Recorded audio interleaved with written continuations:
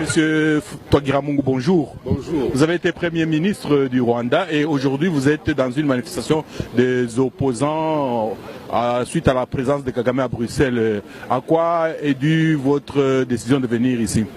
D'abord, je suis un opposant à partir du Rwanda jusqu'ici à l'étranger.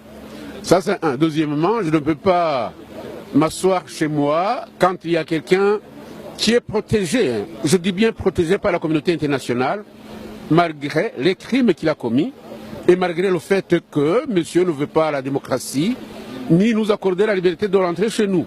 Vous comprenez? Donc j'ai beaucoup de raisons pour ce faire. Et vous dites protéger. Quelles sont les raisons qui font que jusqu'à aujourd'hui on le protège toujours, malgré tout ce que l'on sait de lui? Mais on le protège parce que notre combat est peut-être faible. Et si même ce combat était fort, nous aurions, nous, besoin de la communauté internationale. Parce que on ne peut pas comprendre. Mais, oui, vous disiez? Je disais donc qu'on ne peut pas comprendre comment quelqu'un qui a tiré sur l'avion qui portait deux chefs d'État, c'est comme si on avait tiré sur deux pigeons voyageurs. Le président Habyarimana et le président du Burundi sont morts. Et la communauté internationale le sait très bien. Parce qu'il y a eu une enquête menée par le juge Bruguière. Cette enquête a été brouillée, vous comprenez. Il y a un génocide qui a été commis au Rwanda, avec 8000 personnes tuées à Kibeho. C'était le 22 avril 1995 ou 1995 si vous préférez. Il y a des centaines de milliers, plus de 300 000 en tout cas, de Rwandais qui ont été tués dans les forêts tropicales congolaises, qui ont été poursuivis par ce monsieur qu'on est en train de recevoir. Et silence absolu, hein. La communauté internationale vous dit, il a développé quoi? Qu'est-ce que les autres présidents, est-ce que les autres présidents n'ont pas développé le Rwanda?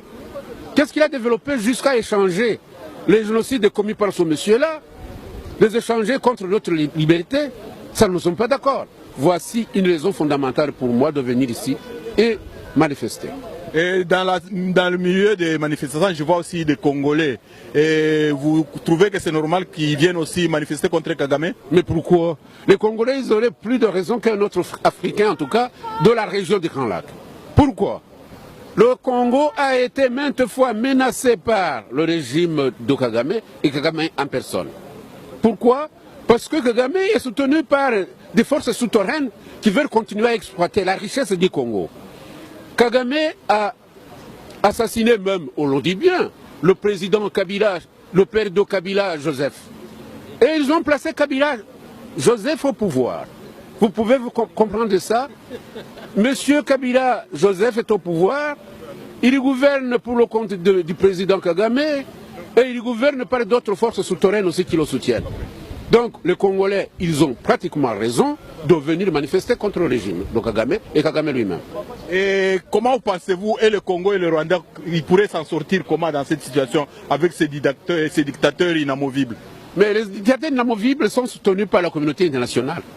Je vais vous donner des raisons. Je vous ai dit, Kagame est accusé, par nous au moins, d'avoir assassiné deux présidents, le président rwandais Habyarimana et le président du Burundi. Deuxièmement, Kagame a commis des crimes connus. D'abord, en tuant les deux présidents, il a provoqué le génocide au Rwanda. Il a commis le génocide à Kibeho, ça je voulais signaler. Il a commis le génocide de massacres inouïs dans votre pays, au Congo. Et tout ça est connu par le rapport, qu'on appelle rapport Mapping Report. Mais pourquoi est-ce que la communauté internationale n'intervient pas? Monsieur Milosevic a tué, à Srebrenica, 6000 personnes. Il a été emprisonné, il est mort en prison. Pourquoi les gens ne touchent pas Kagame? Parce que Kagame est assis sur une richesse, hein? Ce qu'ils appellent en anglais strategic minerals, qui sont voulus par les sociétés internationales, hein? Et la plupart de ces minerais passent par le Rwanda. Le Rwanda sert de pont maintenant entre les pays occidentaux et le Congo. Le Congo est devenu un pays pauvre à cause de la complicité de la communauté internationale.